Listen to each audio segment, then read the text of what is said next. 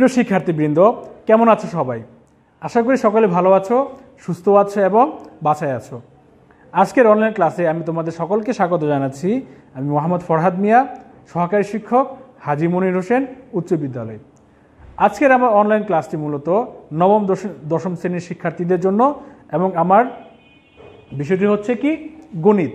গণিত বিষয়ের আমি 4.2 অধ্যায় নিয়ে আমি আলোচনা করব। তোমরা সকলেই জানো 4.2 অনুশীলনীটি মূলত লগারিদমের অনুশীলনী। তো চলো আমরা অনুশীলনীর অধ্যায়টি শুরু করার আগে আমরা লগারিদম কি তা জেনে নিই। লগারিদম হচ্ছে সূচকীয় রাশির মান কি লগারিদমের মাধ্যমে কি করা যায়, নির্ণয় করা যায় বা লেখা যায়।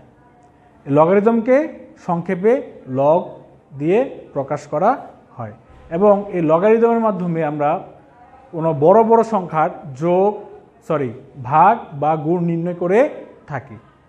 তো আমরা দেখে নিই কীভাবে আমি লগারিদম বা লগ লিখব। দেখো, আমরা জানি 3 কিউব এর মান কত হবে 27। এখন 3 পাওয়ার কত হলে এর মান 27 হয়। তো এটি লেখার জন্যই বা এটা বের করার জন্য আমি লগ ব্যবহার করে থাকি। তো লগের মাধ্যমে এটাকে এইভাবে লেখা যায়, লগ 327 = 3। অর্থাৎ 3 ভিত্তিক লগ 27 এর মান কত হবে 3 হবে। 3 পাওয়ার কত হলে 27 হবে, 3 পাওয়ার 3 হলে 27 হবে। তো আমরা কি সূচকের মান বের করার জন্যই কি লগটা ব্যবহার করে থাকি। এখন আমরা লগের অঙ্ক করার জন্য কিছু প্রয়োজনীয় সূত্রের প্রয়োজন। আসো আমরা এখন সূত্রগুলো জেনে নিই।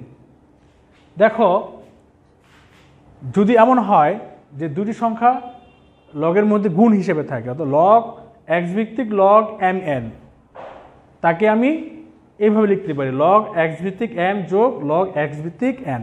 অর্থাৎ তাদের মাঝে যদি গুণ চিহ্ন থাকে তাহলে এটা ভেঙে কি এইভাবে লেখা যায় এবং মাঝখানে কি হবে যোগ চিহ্ন হবে। যদি এমন হয় লগ এক্স ভিত্তিক এম ভাগ এন, মাঝখানে যদি ভাগ চিহ্ন থাকে তাহলে কি হবে এইভাবে ভেঙে লগ এক্স ভিত্তিক এম মাইনাস লগ এক্স ভিত্তিক এন এইভাবে লেখা যায়। আবার দেখো, লগ এক্স ভিত্তিক 1 এর মান কত হবে 0 হবে।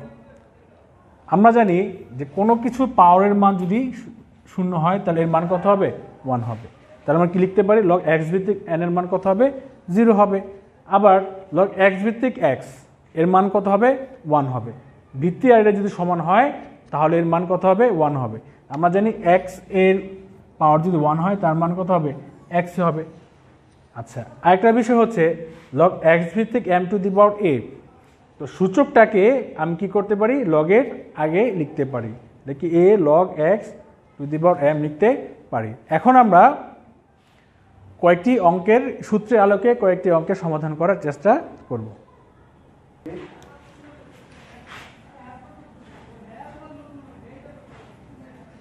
দেখো, আমরা এটার মান বের করব। এখন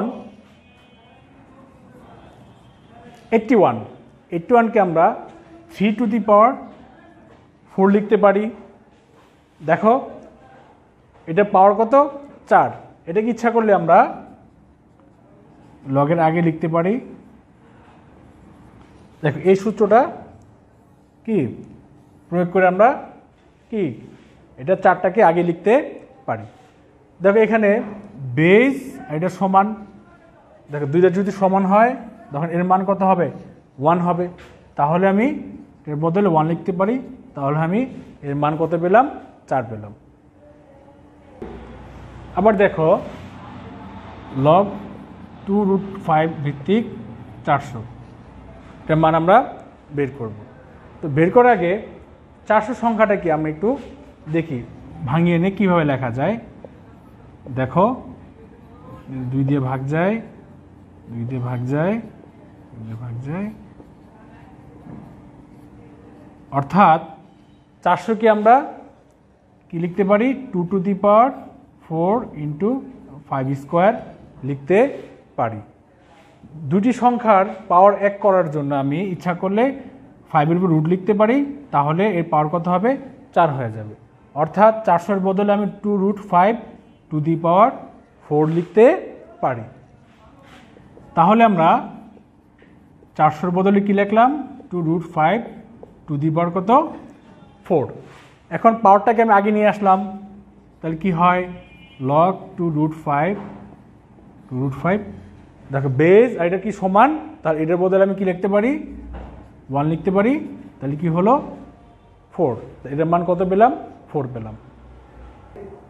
এখন আমরা এই সংখ্যাটি থেকে x এর মান কিভাবে বের করা যায় এটা আমরা নির্ণয় করব। তো প্রথমেই আমরা লগ লেখার নিয়ম আমরা শিখেছিলাম, তখন জেনেছিলাম যে x হচ্ছে তার ভিত্তি। এখন ভিত্তির মান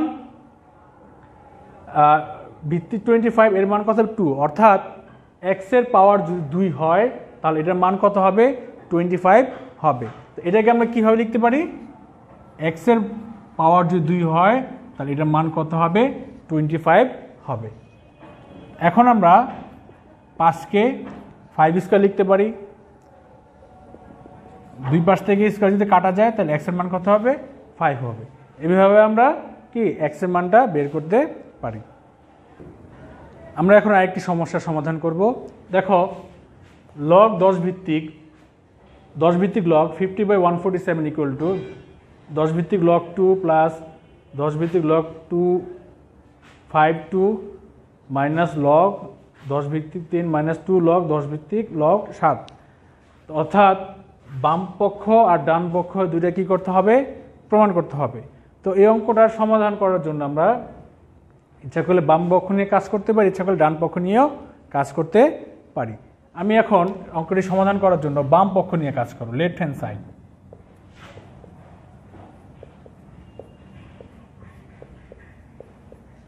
দেখো এই অঙ্কটিতে 50কে কিভাবে ভাঙানো যায়।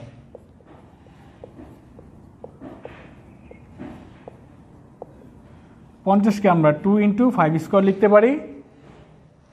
147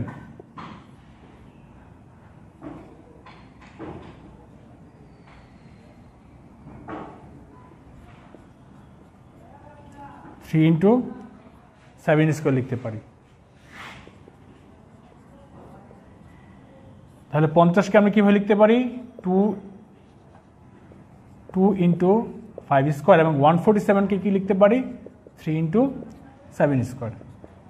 আচ্ছা দেখো দুটি সংখ্যার মাঝে কি ভাগ আছে, তাহলে এটাকে আমরা এইভাবে লিখতে পারি, মাইনাস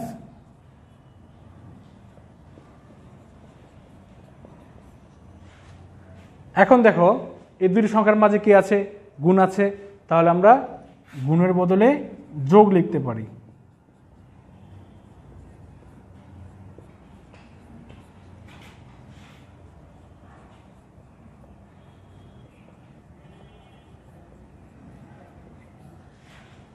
এখানে ঠিক একই কাজ করতে পারি, যেহেতু দুটি সংখ্যার মাঝে যোগ চিহ্ন আছে তাহলে আমরা কি করতে পারি? কি ভাঙিয়ে প্লাস চিহ্ন লিখতে পারি। এখন আমরা কি করতে পারি? দেখো 5 এর পাওয়ার হচ্ছে 2, দুইটাই কি করতে পারি? লগের আগে লিখতে পারি 2 log 10 5। এখন যদি আমি মাইনাস দিয়ে গুণ করে দেই তাহলে এটা কি প্লাসে মাইনাসে মাইনাস হয়ে যাবে, প্লাসে মাইনাসে এটা মাইনাস হয়ে যাবে এবং এটা পাওয়ারটাকে যদি আগে নিয়ে আসি তাহলে কি হবে? log 10 7। দেখো এটা হচ্ছে কি রাইট হ্যান্ড সাইড।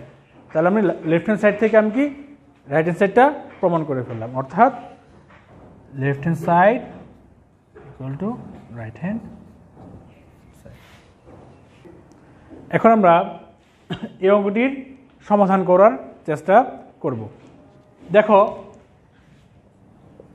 এই তিনটা সংখ্যা থেকে একটি লগ কমন নেওয়া যায়। এখন দেখো সবার মাঝে কি যোগ চিহ্ন আছে, তাহলে আমি কি করব? গুণ চিহ্ন দিয়ে দিব।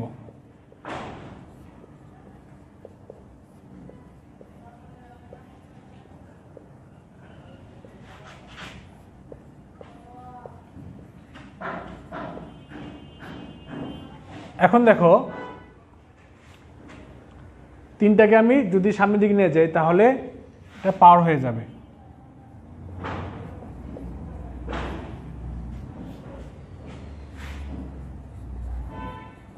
দেখো এখানে কি করা যায়, সি কিউব কাটা যায়, এ কিউব কাটা যায়, তারপর ডি কিউব কাটা যায়।